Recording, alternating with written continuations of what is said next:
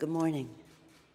Let us begin where our founders began in 1776, when in the course of human events it becomes necessary for one people to dissolve the political bonds which have connected them with another.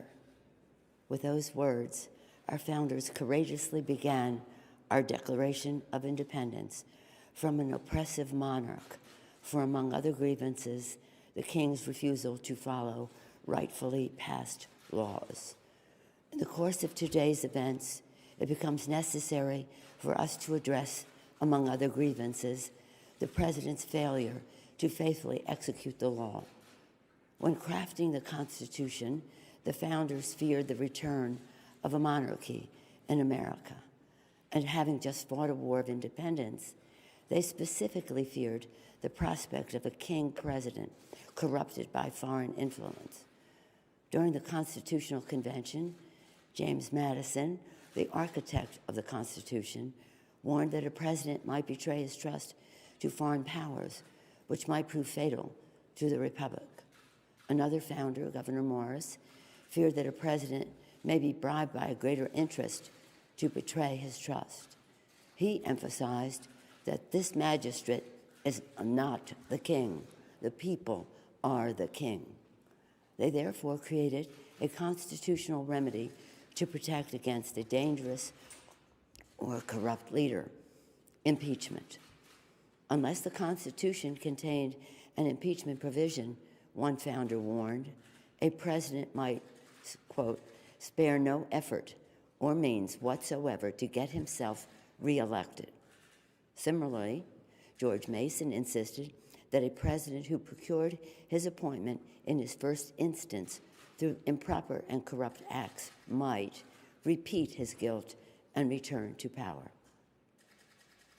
During the debate over impeachment at the Constitutional Convention, George Mason also asked, "Shall any man be above justice? Shall that man be above it who can commit the most extensive injustice?"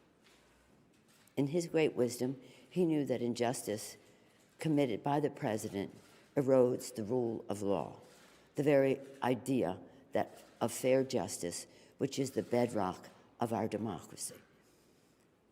And if we allow a president to be above the law, we do so surely at the peril of our republic. In America, no one is above the law.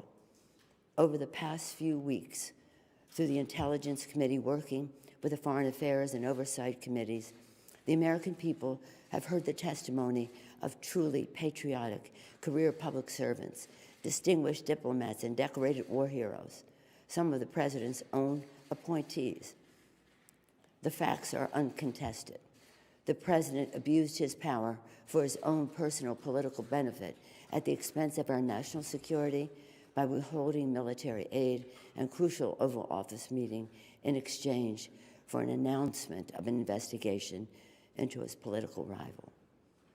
Yesterday, at the Judiciary Committee, the American people heard testimony from leading American constitutional scholars who illuminated without a doubt that the president's actions are a profound violation of the public trust.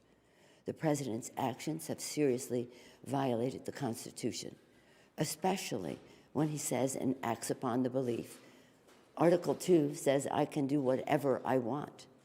No, his wrongdoing strikes at the very heart of our Constitution, a separation of powers, 3 co-equal branches, each a check and balance on the other. A republic, if we can keep it, said Benjamin Franklin. Our democracy is what is at stake.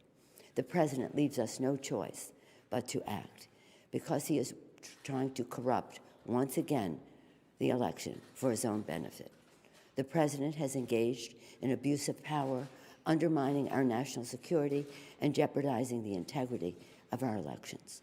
His actions are in defiance of the vision of our founders and the oath of office that he takes to preserve, protect, and defend the Constitution of the United States.